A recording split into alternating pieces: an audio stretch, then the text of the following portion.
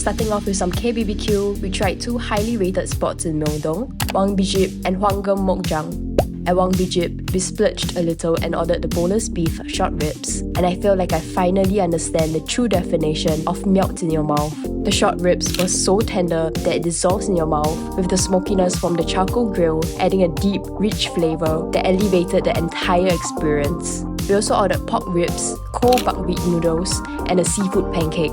The pork had the same smoky aroma from the grill, but unlike the short ribs, it was firmer and had more of a bite.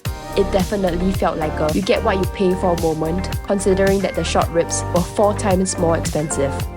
The cold buckwheat noodles were chewy and served in a light and refreshing broth, which paired perfectly with the freshly grilled meats. The contrast between hot, smoky meat and cold, tangy noodles was truly satisfying. The seafood pancake was packed with chunks of squid and green onions, soft and chewy on the inside, with a slight crunch on the outside. Our meal also came with side dishes, such as a mustard-infused potato and egg salad, a crunchy and spicy green onion salad topped with a rich and creamy yolk, and the classic staples like kimchi, bean sprouts, and lettuce wraps. Overall, it was a memorable meal and I highly recommend it. For our second KBBQ spot, we opted for a set menu that included pork belly, pork shoulder, bibimbap, and a seafood pancake. The pork belly was incredibly fatty and tender, while the pork shoulder was a bit leaner and slightly chewy despite its high fat content.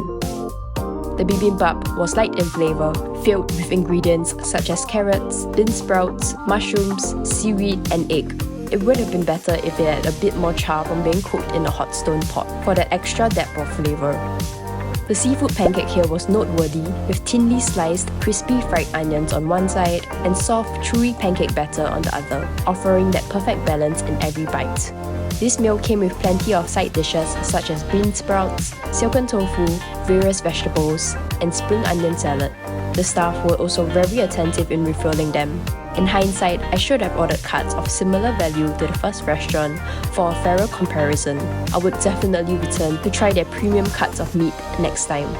Right below Wangbijip is one of the highest rated restaurants on Google Maps, so naturally, I had to check it out. This place is known for their gimbaps, which are rice rolls wrapped in seaweed. They also offer other items like bibimbap, curry rice, and fried foods. We ordered a tuna gimbap, which was filled with minced tuna, yellow radish, lettuce, carrots, beancurd skin, ham, black fungus, and tamago. The flavours worked so well together, with the beancurd skin and tamago adding a touch of sweetness, and the radish providing a tangy crunch. There was also a hint of sesame oil, which elevated the dish. Up next, raw marinated crabs. We tried 2 popular restaurants known for their crabs, Odarijip and Hamcho. At Odarijip, we ordered a set which comes with 2 medium-sized soy marinated crabs, 1 seasoned crab, 4 soy marinated prawns, and 2 seaweed rice. Every set comes with a steamed egg and kimchi jjigae. At Hamcho, we ordered a similar set that came with 1 soy marinated crab, 8 soy marinated prawns, 1 steamed egg, and 2 rice. Both restaurants had similar side dishes such as pickled vegetables, bean sprouts, and seaweed, so the difference really came down to the crabs and prawns. If I'm being honest, it was my first time trying raw marinated crabs, so I couldn't tell the difference between the flavour profiles of both restaurants. The texture is unlike your traditional flaky crab meat and may take some getting used to. Once you're able to embrace it, you'll find yourself coming back for more. The raw marinated crabs were so fresh and tender, just look at how they ooze out with just a gentle squeeze. The crabs were also topped with crab roe and mustard for a rich and creamy touch. A little pro tip is to mix some rice in the crab shell with roe, mustard, and soy marinade. The warm, fluffy rice, combined with the bold and creamy flavours from the roe and mustard, was so good. I felt that the former offered more roe and mustard, especially in the crab body shells. The raw marinated prawns were fresh and tender as well, and had more of a snap when bitten into it. Both restaurants offered steamed egg, which was soft and fluffy, prepared in a light and flavorful broth that enhanced its depth. Despite the flavors being simple, the dish was warm and comforting.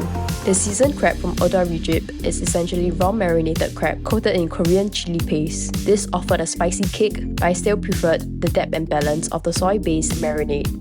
The kimchi jjigae had a grainy texture, with the spice from the chili paste being a little too harsh for my taste. That said, the soup provided a spicy contrast, adding a nice kick to the overall meal. Overall, both restaurants maintained a similar quality. I personally preferred the former due to my preference of crabs over prawns, along with the generous amount of crab roe and mustard, as well as the variety offered at its given price point. No trip to Myeongdong is complete without visiting this Michelin Guide restaurant. We visited at 5 PM during non-peak hours and found no queue. Having tried both the main brunch and first brunch, both offered a similar taste experience. We ordered their knife-cut noodles and dumplings. The noodles had a nice chew but was slightly overcooked, topped with mini dumplings, minced meat, and sliced cucumbers, which contributed to a comforting beef flavour in the broth, enhanced by the natural sweetness of the onions, as well as the starch from the noodles resulting in a thicker broth consistency. The dumplings were so juicy upon first bite, revealing a flavourful pork and chive filling. The silky, chewy skin paired with a savoury meat filling was the perfect combination. If you're seeking a warm, hearty bowl of knife-cut noodles or share my love for dumplings, this is the place to be. I'm not sure how to classify this next restaurant, which serves a variety of dishes from seafood and pizza to soups and bibimbap. We ordered a set menu for two that came with clam soup, hand-pulled noodles, web-foot octopus, side dishes, and 2 bowls of rice. The clam soup was light and infused with a delightful seafood fragrance, along with a touch of sweetness from the vegetables. It featured a good portion of clams, which not only had really pretty shells, but were fresh and had a satisfying bite to it, complemented by hand-pulled noodles, which were silky and chewy.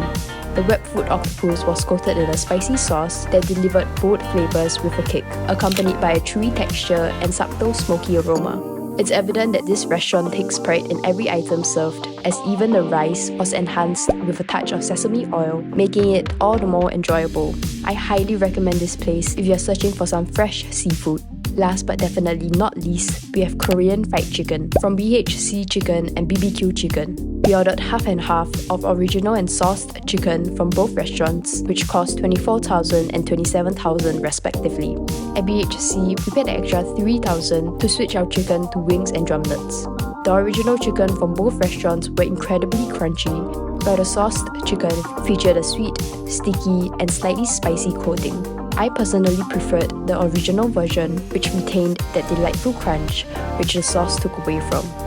There's something truly memorable about biting into freshly fried chicken with a light, crispy batter. If you're deciding between the two, I would recommend BHC as the chicken was more tender and juicy.